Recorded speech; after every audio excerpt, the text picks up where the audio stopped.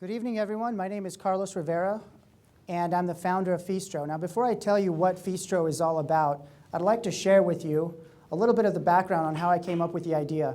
2 years ago, I was studying for finals, and I was very tired, sleep-deprived, hungry, and not a lot of time on my hands. So I went online to see if I could find some delivery options. And what I found was Urban Spoons and the Yellow Pages online. Not exactly what I was looking for, but they were great if you want to read reviews and call the restaurant. So as a consumer of the service, I noticed there were certain needs in the market that are being unmet. And the first is, how do we know as consumers which restaurants in town offer delivery? The other big question is, once we have those in mind, how do we take a look at the menu without having to keep these in a drawer at home, right? And then once you find the menu and view through it, placing that order online in a way that is more simplified and streamlined. And finally, being able to find daily specials. I'm a big sushi fan, so I happen to know Wednesday nights are dollar sushi nights at Sushi Hana. And there's lots of deals out there for different restaurants throughout the week, but how do we know about these unless you really dig deep through the Missoulian and the newspaper? And interestingly enough, restaurants also have their own set of needs. Restaurants are always looking for new ways to keep up with technology. As consumers, we're switching our purchase patterns and going more towards online, using our phones, checking with friends on mobile networks like Facebook. So having tools for restaurants to keep up to speed on those technologies would be very beneficial. Also, marketing for smaller restaurants is also a big problem because they don't have the budget to keep up with some of the larger chain restaurants. So to address some of these needs, I came up with a solution. It's called Feastro On Demand, or Feastro Web, I'm sorry. It allows you to do 3 basic things our first year. Order food for delivery and pickup, 1. View daily and weekly specials, 2. And also track those loyalty rewards that you make purchases at restaurants, so you no longer have to carry these around, these stamp cards you get, or punch cards as they're called. So you can do everything online through Feastro. I think that would be a very valuable service for a lot of consumers. Let me show you the process of ordering online through Feastro Web. As you can see, this is a typical homepage of what you might see. It's a mock-up I made. Down at the bottom, you see a map. The system already knows your location, so it can show you a visual of the 10 locations closest to you. We can also populate featured restaurants according to your preference or randomly selected, and daily deals, which can be updated on a live basis according to when restaurants update that information. Here we can promote local restaurants, small restaurants, or anybody who wants to be featured here. And the nice thing about our growth model is the more that we market for restaurants and the more money we make them, the more money we make. And I'll talk to you about that in a minute. We can also see here to the right, we've got popular dishes and popular restaurants. Once a consumer hits the search field, they will populate a search result similar to this. We have different views, the icon view, list view, and the map view. And here we can see that you can sort your options according to price point, estimated delivery time, distance from your location. And once you select a restaurant, you're going to see something very clean and sleek looking, just like this, with categories off to the left. You've got descriptions with pictures in the middle and your receipt on the right. And that's basically it. If that was the only service that Feastro would come out with, I'd say we do pretty well. That's what our competition is doing, and they're making pretty good money, and they're growing extremely fast.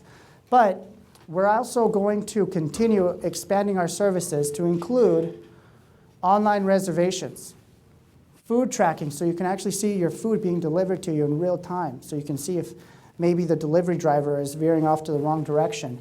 Mobile Quick Pay, which is a service that uses the same functionality and the same database that we have for the restaurants, but uses it in a different way. So if you're a consumer and you're waiting for service, you can actually view the menu, place your order, and check out from your mobile phone without having to wait 20 or 30 minutes for the servers to come to your table, which is a big problem in some popular restaurants. And not to mention, it also brings the cost down for these restaurants because they're able to turn tables quicker. And that's what they're looking for, to increase their bottom line. The third year, we want to feature Facebook ordering capabilities because we understand that social media is very important. We also want to do something that I'm very proud of. This is revolutionary in the industry. It's the On Demand Network by Feastro, which would allow us to partner with select hotels and motels that want to offer our service through their on-demand TV set at the restaurant or at the hotels. So essentially, if you're traveling and you're staying at a hotel, you can access our system place your order for delivery or pickup and get that order billed directly to your room. And we could do joint profit sharing with the hotels and motels as well on that. So the services I've just mentioned to you are 100% free to consumers. So that begs the question, how does Feastro make their money?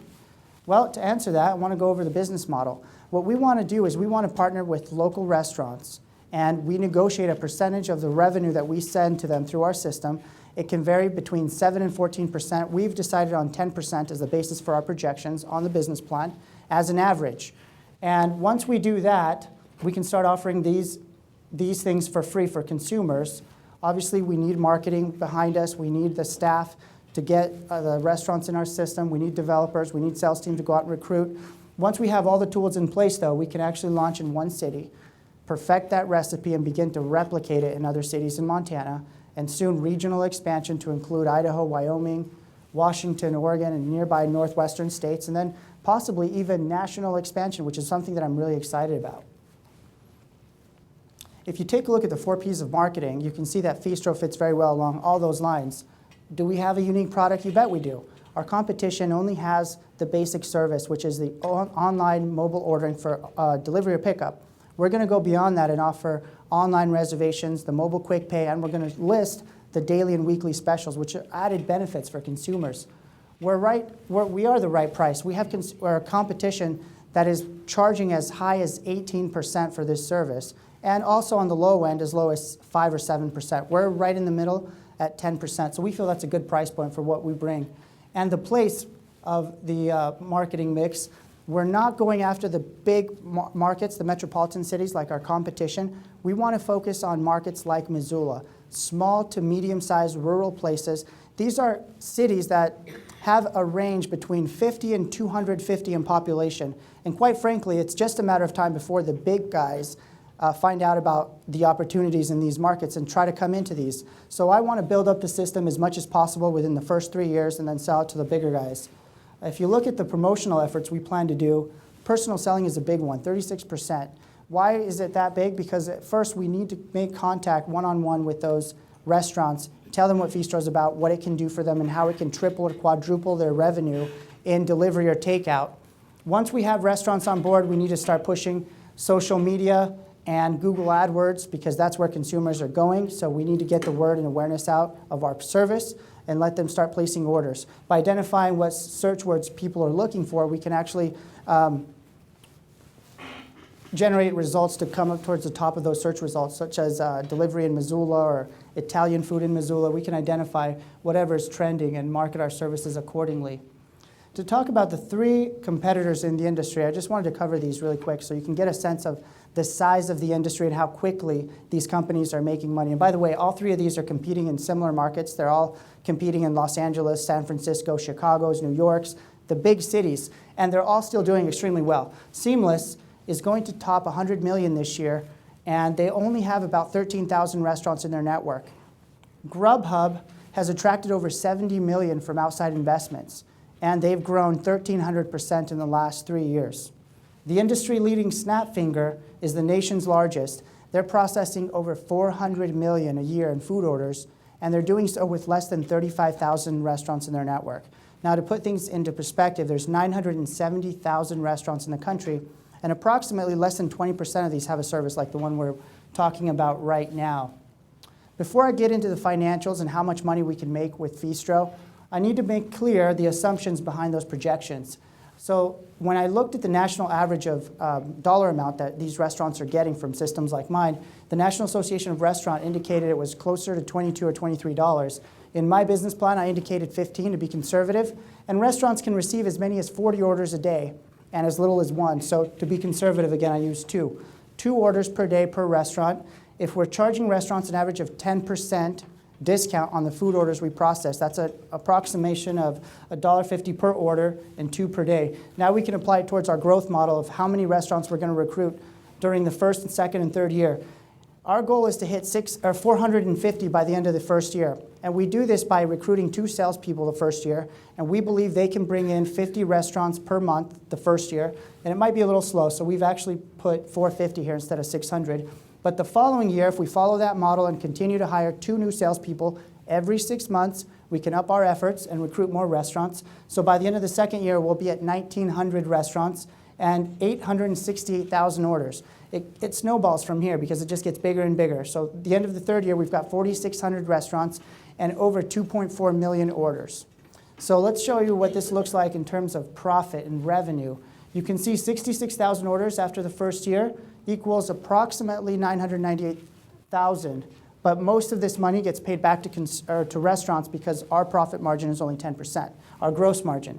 So we keep 99,000, we pay back 898. Second and third year look a lot better. We've got 868,000 orders.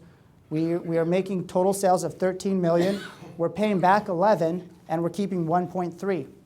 In years 3, we are generating 2.4 million orders, 36 million in total sales, paying back 32, and we're keeping 3.6.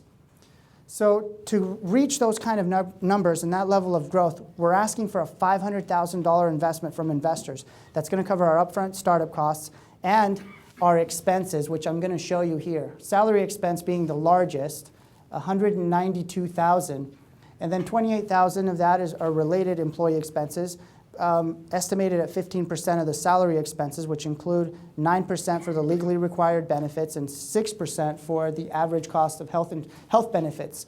We have rent, utilities, office, broadband, insurance, cleaning. The grand total, $408,000. Now I know why you guys are stressed out when you pay your bills. These are a lot of business expenses. As you can see, at the end of the first year, we're actually at a net loss of $332,000. Next year, though, we do turn a profit of $93,000. We've got operating income of $142,000. You can see our expenses are going up quite a bit because this is employee heavy. We need a lot of staff to maintain our system. We need customer service, data entry. We need salespeople, developers. So that's going to be a big portion of our expenses is the salary. In year 3, though, you can see we've got $1.2 million in net profit. So much better. Like all good companies, though, we need a good management team behind us. And here are 3 of the best, good-looking, brilliant, capable young men. Sergio Diaz is based out of Seattle. He's my partner. He's a computer engineer and software developer with 7 years of experience. He's worked with Amazon and Microsoft, speaks 6 languages fluently, incredibly brilliant, and programs in 6 or 7 different programming languages. Diego Bacino, some of you might know him. He might have been one of your students.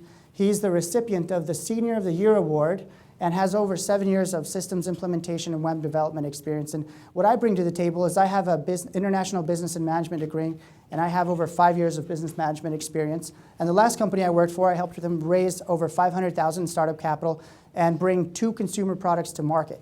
So I know what it's like to take an idea and see it through to completion. So the timeline of our project is as follows. We've currently secured all the domains necessary to conduct business, feastro.com, feastro.mobi, DineTech, and a few other companies that are marketing arms to bring in business for our Feastro. The prototype for Feastro is 90% complete, the back end is.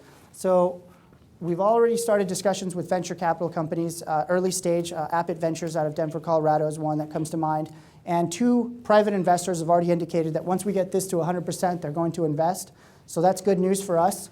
So right now, I guess the next steps for us are to find an investor that believes in our idea, can help us build out the remaining system infrastructure we need, which is the iPhone and Android application, begin beta testing, and then start marketing our service to consumers to get that out there and start generating orders. And with that being said, that's basically my presentation. So if you guys liked it, I encourage you to get in contact with me. I would like to continue discussions with you if you have any more questions. Thank you for your time.